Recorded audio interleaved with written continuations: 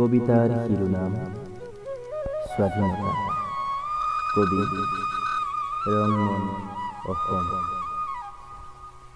স্বাধীনতা য'ত মাতৃৰ বুকু সুদা হয়, য'ত পাহুৱাল ডেকা গাভৰুৰ বুকু ৰক্তাক্ত হয়, য'ত নিষ্পাপ শিশুৱেও শান্তি বিচাৰিব লাগে, এয়াই নেকি স্বাধীনতা?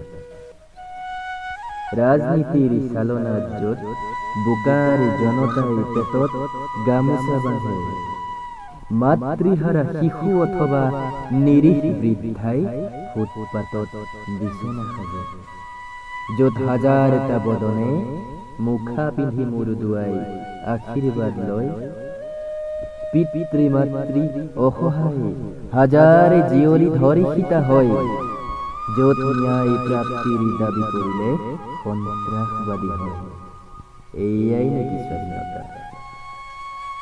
য'ত আক্ৰমণ পৰাক্ৰমণত কলিজা কপে, অমৰ মৃতদেহৰ চকুলো কৰে, য'ত শাসন কৰাৰ চলেৰে মানুহ শোষিত নিষ্পেষিত হয়, য'ত জনতা ক্ৰোধত বিনাই বিদ্ৰোহী হয়, স্বাধীনতা এয়াই স্বাধীনতা।